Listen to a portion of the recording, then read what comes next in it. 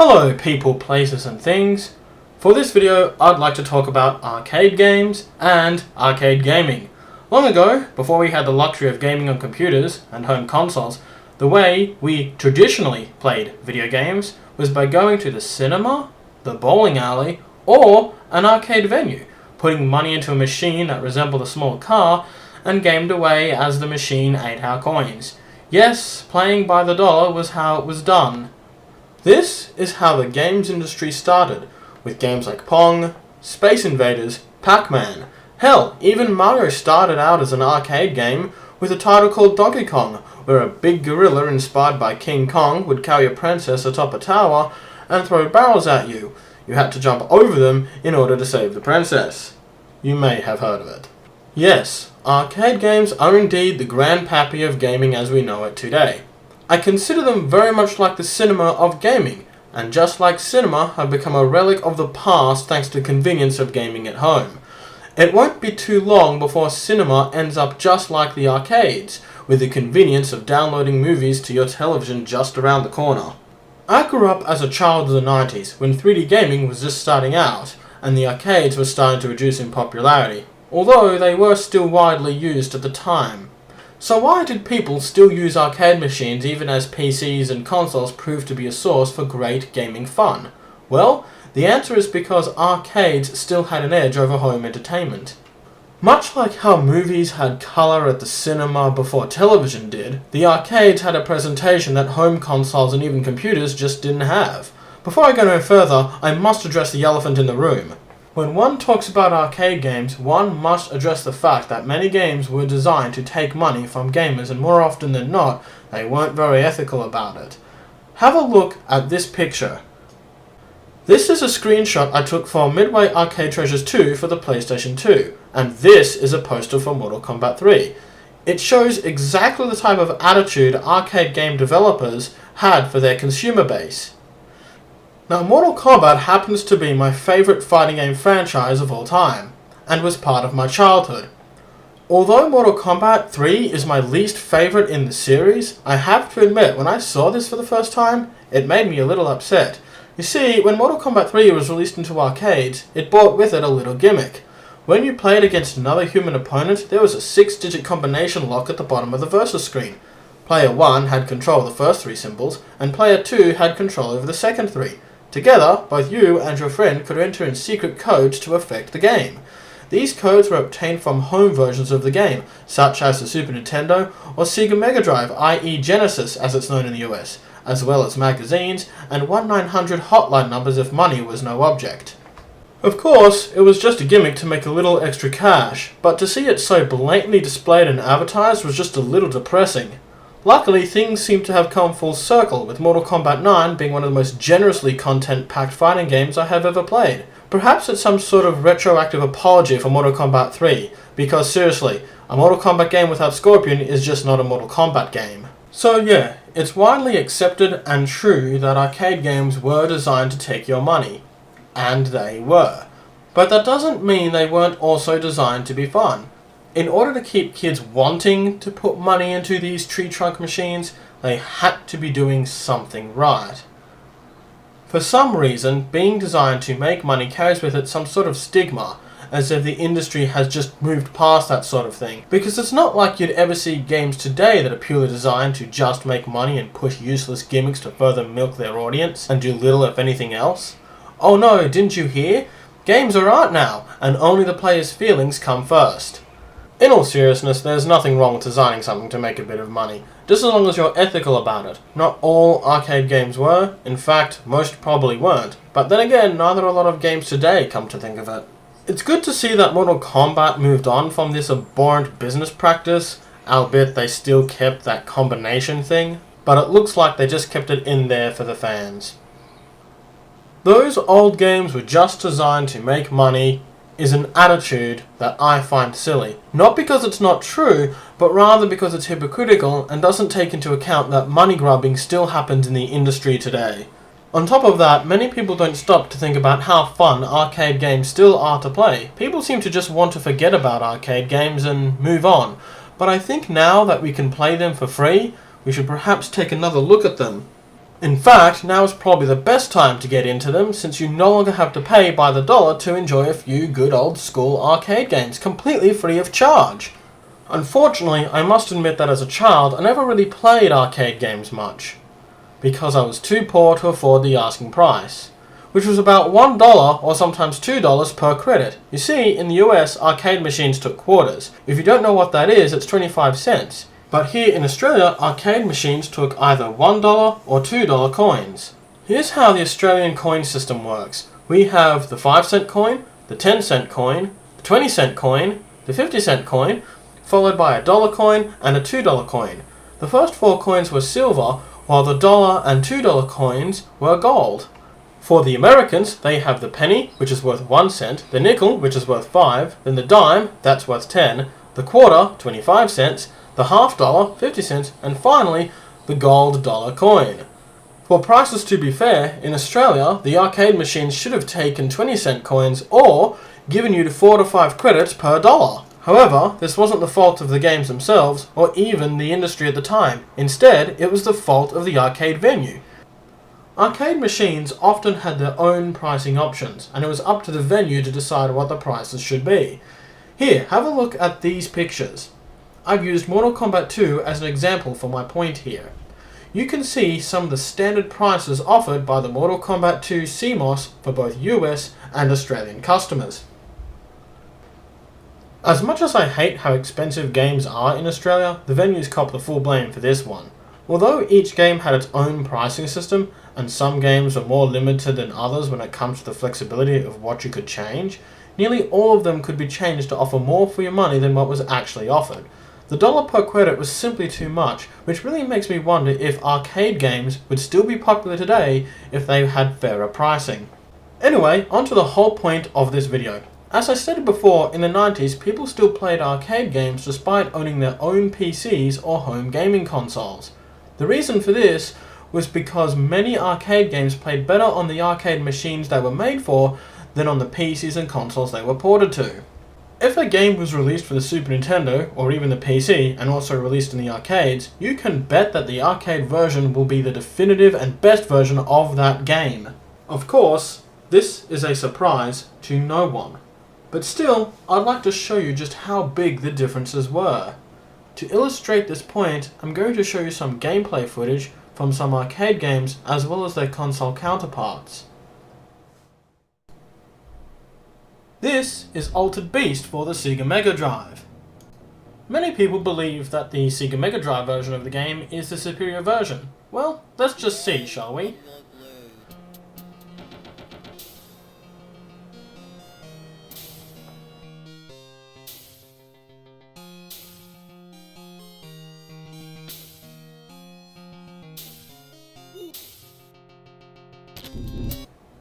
Now, let's see what the arcade version is like.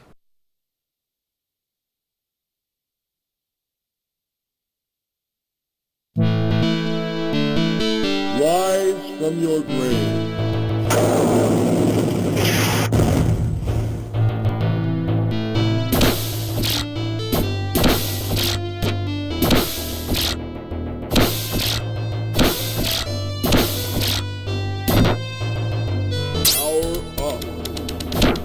Now, let's take a look at the transformation sequence from the Sega version.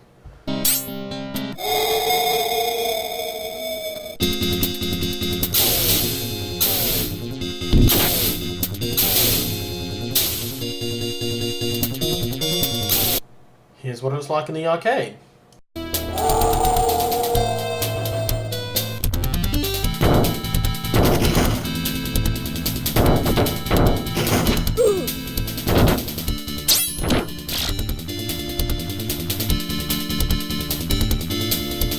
Let's check out some other games. How about Golden Axe?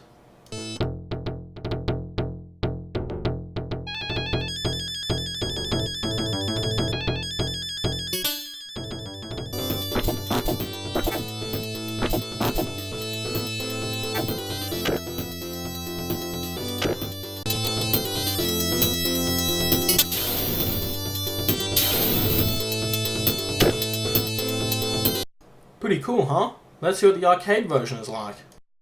Oh yeah, that's right. It was quite common for arcade games in the US to carry these anti-drug messages. I don't think we got them here in Australia though. I'll talk more about that later.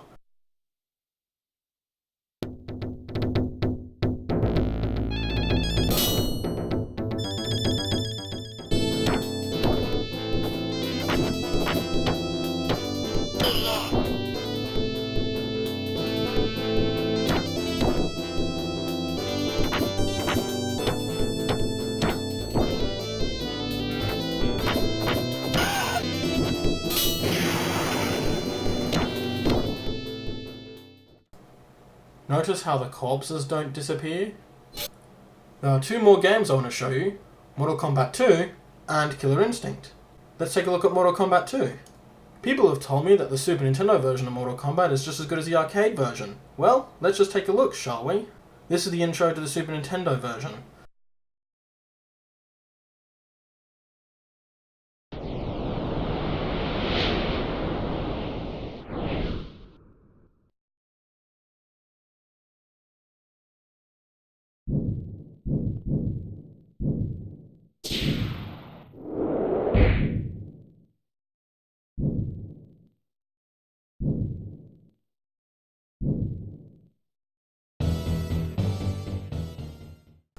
I've already stated that Mortal Kombat 2 is my favourite fighting game of all time, but what I didn't tell you is that I grew up with the Sega Mega Drive version, and when I played the Super Nintendo version I thought it was the shit. But then, I played the arcade version. Let's check it out.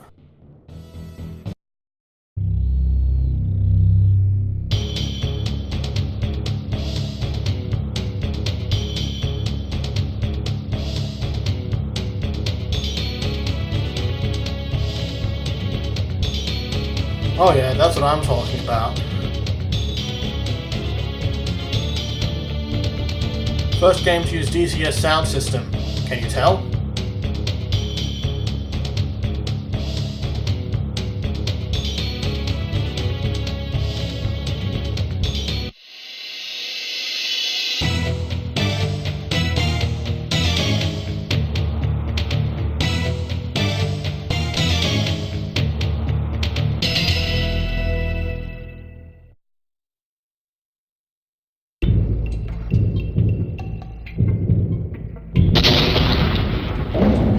That is how you start a Mortal Kombat game.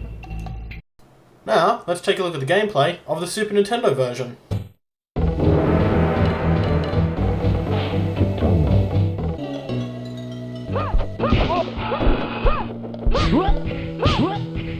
Finish it.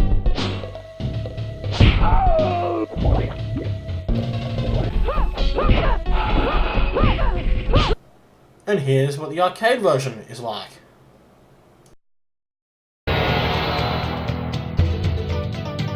Kitana.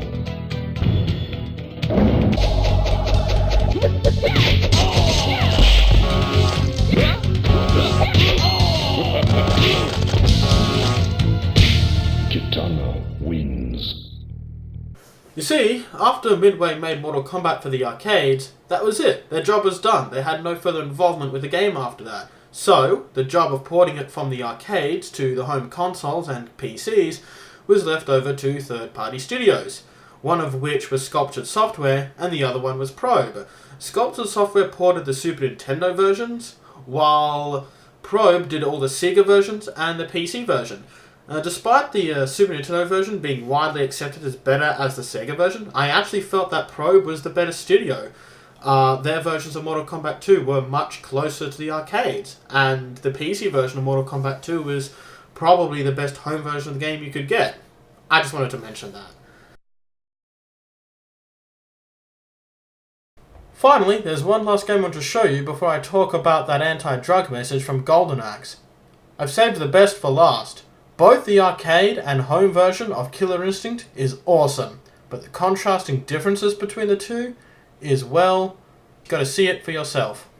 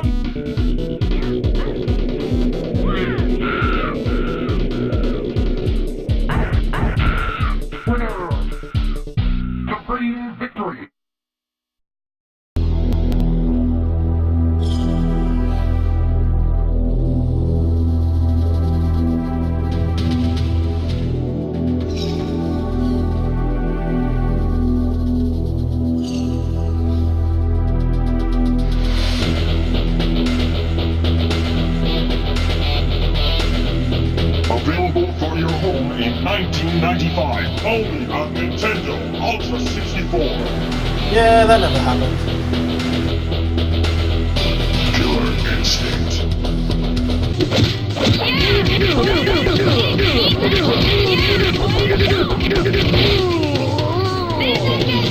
Ultra Combo! Supreme Victory!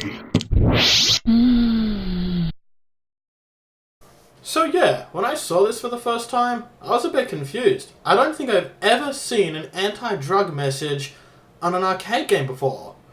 That being said, I didn't really play a lot of arcade games, but I'm pretty sure I would have known if I ever saw anything like this here in Australia. America, in the 90s, America had this sort of, for all I know it still does, but America had this sort of war on drugs thing going on, where, and it was just everywhere.